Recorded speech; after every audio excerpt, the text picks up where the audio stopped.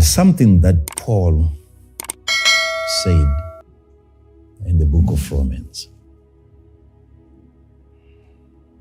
Romans chapter 11, verse number 16. Romans chapter 11 and verse number 16. For if the first fruit be holy, For if the first fruit be holy, he's not saying the first fruit is holy. But if the first fruit be holy, and the lump is also holy. the lamp is also holy. So the holiness now of the lamp is determined by the holiness of the first fruit. Then he goes on to talk about the roots and the branches. And if the root be holy, so are the branches. Again, there is a condition. If the root is holy, so shall the branches also be holy. He started by touching on the first fruit. The first fruit. And he said, if the first fruit be holy, then the lamp. The lamp means the sum total. So what do? You find the first fruit. There must be a representation. And then God simplified that by introducing what he calls tithe. The 10%, according to God, was a way of having one thing, a piece that comes from the rest, that is brought before God, and that is made holy on behalf of the lamp. And the 90% that remains at home for your own personal use is made holy. And God is saying, let me have 10%, and it is what I do with the 10% that conditions the 90% that you're left with. That's the principle that he's talking about there. This issue of handing over a certain percentage of what you have earned to God doesn't just cover your money, your business. It goes as deep as circumcision. It's a percentage of your flesh that they would give to God. And their entire bodies as a lamp would be made holy by the portion given to God. So it was that was their only way of becoming more spiritual. Before that, circumcision became the circumcision of the heart, which is the circumcision of the soul. The first fruit, when God first introduced that, he was actually saying, you keep doing this until your children asks you. Keep doing this. Keep giving to me everything that opens up the matrix. Whether it is a donkey, whether it is a chicken, if that is the first egg laid by the hen, it's not for you. You bring it to me, including your firstborn child. He's brought to the Lord not for a sacrifice. You then redeem your son, redeem your daughter. An amount of money had to be paid so that you would have your daughter back. But by making that firstborn holy, you are making the entire generation in that lineage holy. The brothers and sisters that are coming in the future will all be holy according to their big sister, who was set apart. So their holiness is decided by their first fruit. Who went ahead of them determines their uprightness. Is this principle really an Old Testament principle? When you're being asked by God to give, He's concerned really about the lump that you're left with. For that money that you still have in your bank account, which is 90%, for that to be holy, for that to be upright, for that money to be righteous. I'll talk about that also. If you don't believe in that principle, if you're sure that you don't want to believe in that principle, that you have to have a part so that the lamp can become holy, then it was supposed to be all of us marching towards Calvary. And each man dying on his own cross for his own sin. How come a part, the first fruit, one man who was set apart, we all became his condition? It had to be one. And all of us as a lamb, we are made holy by his holiness. I thought I needed to throw in that bomb into your theology, because there are so many things that you don't see when you are determined to attacking a doctrine which is everlasting. It's one man. It's by one man that sin entered into the world. It is by one man that we are all brought back to life. So we are holy according to one man. It has to be him, the first fruit, and all of us. That is how money is sanctified. How 90% of the money that you are left with is made holy money. God touches the rest by touching the part that you have separated. Oh, yes. Can I throw in another illustration in the Bible? You see, Elijah the prophet is gone. Elisha, the prophet, also is left. In as much as the prophet, the founding prophet is gone, still we have the prophetic remaining on the earth by way of impartation, transference of an ability that Elijah once had. Now it's given to his junior prophet. So with that, he's also able to prophesy and do miracles. So coming back with the power, he crosses the river, he gets to the other side, and they've seen him do the miracle. Now they know the gift is still with us. Oh, yeah. Yes. Oh, yeah. Though the prophet is gone. Oh, yes. Follow this. Then they presented a situation that they never even presented before Elijah. Yet Elijah had passed through the same city. They said, Master, as you can see, the situation of this location is beautiful. As you can see.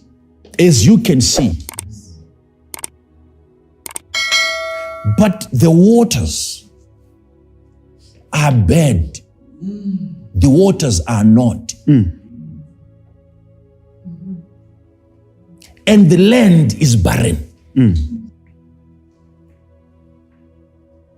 There is death in the water. Then the prophet knowing what he was doing, he said, bring me a new cruse and put in salt. And notice then what he did by the instruction of God.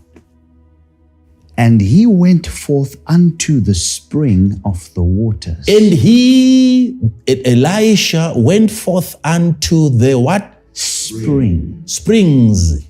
Spring. Spring. One spring. So that he would heal the lamb. Preach it, Father. One spring, he had to identify the first fruit, a part.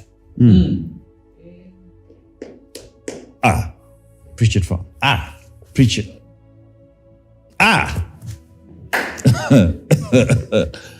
Prophetically locating one spring that you heal, and the rest of the springs which are not present recovers. When you make one thing holy and the rest in that generation of that thing become holy, the waters, different layers, Preach it, Father. that never attended. Yes. All they needed, all of these different types of waters, all they needed was a representation. A part, 10% of the water was what was brought before the prophet. So there's no need for all the rivers to flow towards the prophet for their healing. A part, 10%. You want the 90% to recover from a disease, from inflation. Yes, Father.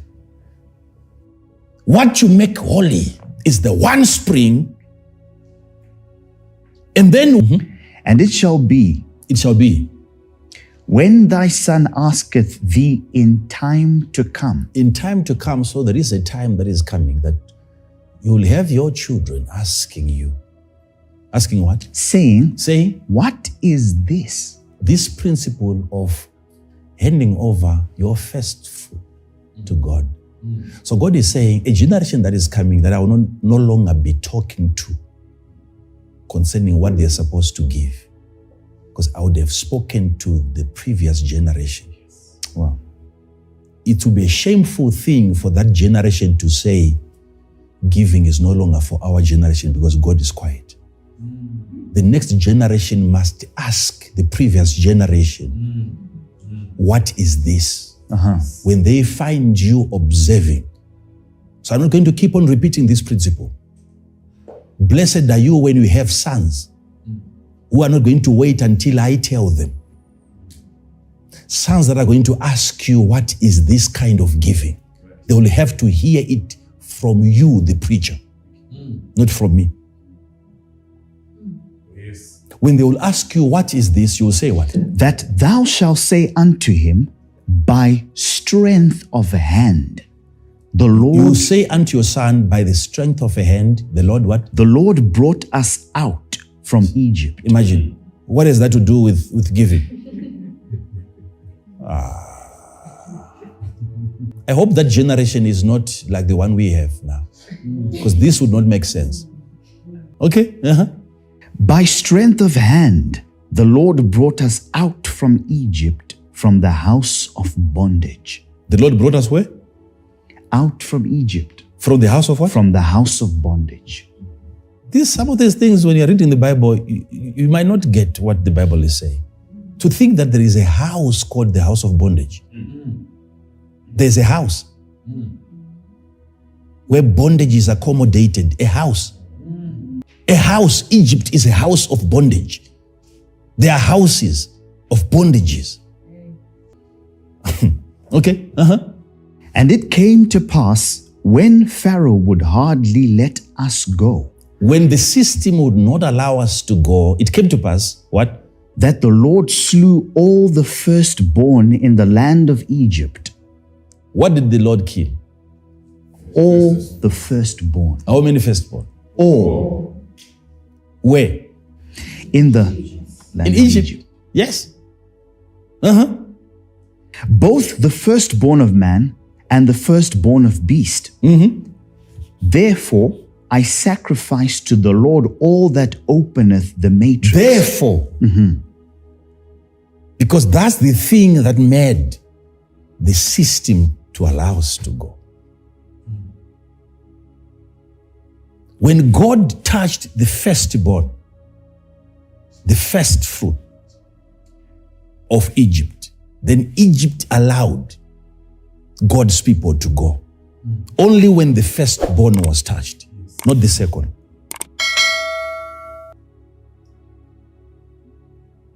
Therefore, that's why he's saying, therefore I sacrifice the first fruit. There is something that this father here is telling his son. There's something here. You are aware that what really went around the city was an angel of death. There was a spirit. That night, if you look at the number, because it was in every household that there was death, to try and look at how that angel was moving, you would not hear a person walk in through your door. There wasn't any knock. They all realized in the morning that their firstborn was gone. Chickens are dead. Goats are dead. But how it happened, it was just like a breeze that came upon the land.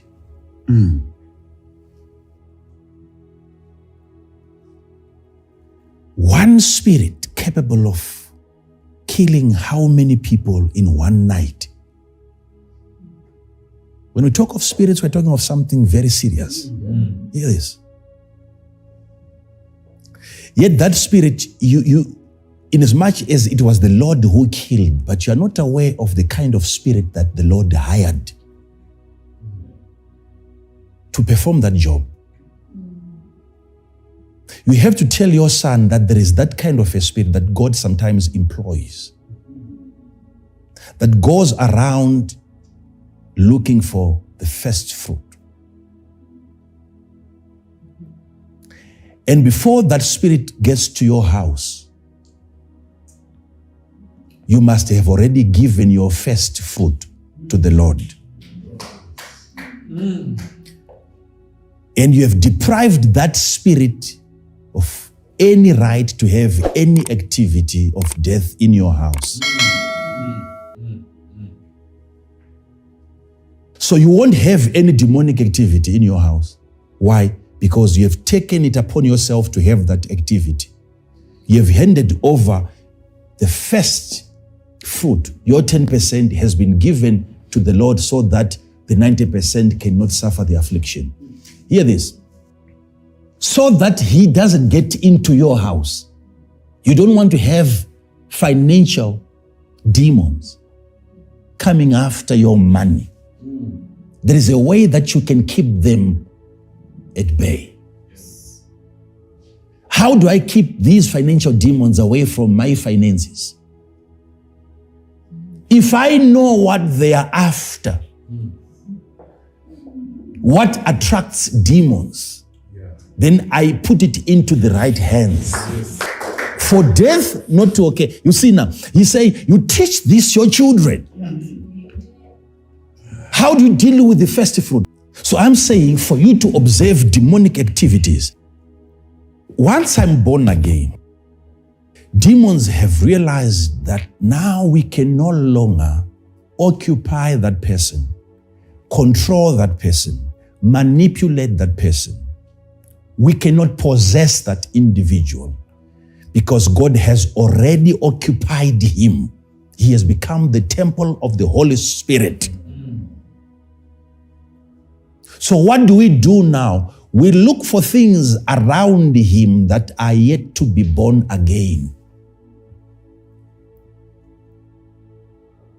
So as a child of God, you then can be found running a business that is demon possessed. So it then behave according to that demon, yet being run by a child of God. And the demon has a right to tamper with your money unless your money goes through the same process that you have gone through. The salvation of the money, the salvation of your property. Come on, Bob. Preach it, Father. Until whatsoever, not whosoever, whatsoever is born of God overcomes the world. It's powerful, Father. How do I make my money, Christian money, my business, a Christian business? What goes into its salvation? When a part of that money is given to God, the lamb becomes born again. So that business becomes demon-free. So I'm saying now, if I'm sitting here knowing that demons cannot touch me, and I'm so excited, but you look at things around you being touched by the same demons that came out of you, would you call that freedom? No. Would you call that total deliverance? No. My things are under attack.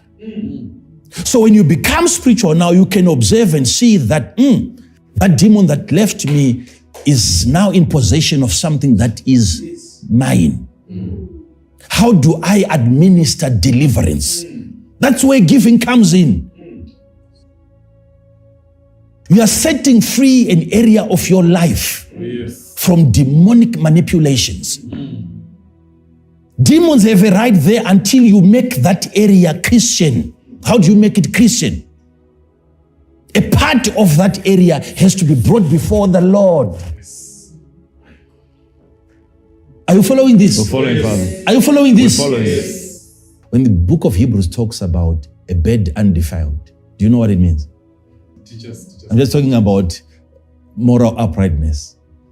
You can read it. Hebrews 13, verse number 4. Thank you, Father. Marriage is what? honorable in all. Marriage is what? Honorable in all. Yes? And the bed undefiled.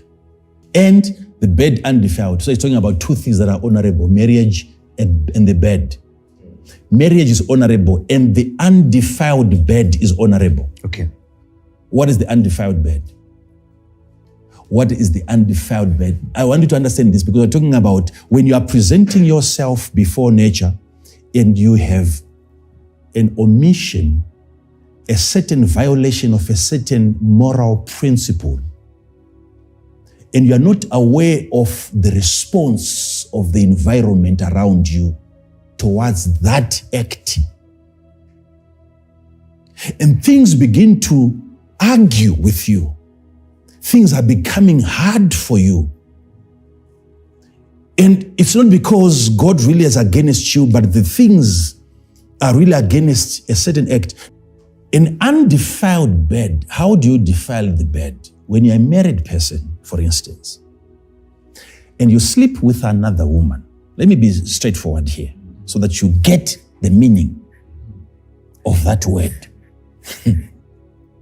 Wherever you can go whilst you're married, and then you sleep with another woman, there is definitely something of that woman that you have to carry back home, and you make it lie on the same bed. And when you're sleeping with your wife, it's not just one woman there. There is the presence of another personality in the bedroom. It's a way that we have managed to export personalities into our bedrooms as married people. The defiling of the bed is when an external person is brought in invisibly. There is energy. Apart from a disease that you get from that woman, there is an aspect of that person that you bring home. So you have another soul in existence in the house that needs to be managed. The presence of that other woman will become a torture to the owner of the bed, the wife of the house. These are demons that you never thought are in existence. There can be 5 women, 5 wives under the same roof. All of them fighting to suppress the owner of the house. One woman is under attack. She fights so hard every day, every night to survive because her house has just been raided. Who is bringing all these women? Whoever has gone out and slept with all these women, you don't leave them there. That's where the defiling of the bed comes in. It's no longer 2 people. You have 13 people on the same bed. How is your wife ever going to survive that? And the wife doesn't even know where the feeling has gone to, where the desire has gone to. All these misunderstandings, it's a working in the spirit. Unless the woman, the owner of the property, takes her position in the spirit and see activities that in as much as I'm born again, but my man who is not born again has been overtaken by an evil spirit. Then you begin to see activities around you. Though I'm free, but I'm not yet free. Because what is mine is under possession. I need to be set free. How do I deliver that? How do I get a part of my husband so that the rest of him can become holy? Wow. All those are principles. Wow. All those things are principles. Wow. Cain and Abel, what they took was just a part of their entire career. So that God would bless what they were doing by that one part. What have you given so far? How have you given? What part of you have you presented before God? Which part of yourself have you preserved for yourself? And demons are having a feast on those things. You have to get into realms of extremes when it comes to giving to God without any fear. Oh, yes. Oh, yes. There was a time when I would give a lot and feel like, I'm left with nothing. And God said, it's because you are not yet with me. You are not yet with me. That pain is proof that you're not yet here. Because if you're here, having given everything here, you being here, then you still have it. Be here. Until you know that what you have given to God, you have given it to yourself. Because you are with God. Giving is very important. It empowers you spiritually. Why? Because you have circumcised your salary. It's a part of the lamp that you have given to God that makes the rest of the lamp holy. When you meditate upon the laws of God, it's a percentage of your reasoning that you have given. It's circumcision of the mind. And the rest of your mind during the day becomes holy. Why? It's a giving that you have done. That meditation was a giving. Thinking and meditating upon the laws of God. By so doing, thou shalt make thy way prosperous. The time that you dedicate, you're not just praying for 1 hour. You have invested time. It's a portion. It's the first fruit. And the rest of the hours become holy. And no evil will fall upon you. Why? You have made the rest holy by finding the first fruit of an idea that you came across. It's not about money. It's all about making things around me born again. Yes. I want money to be holy. Child of God, I'm teaching you this.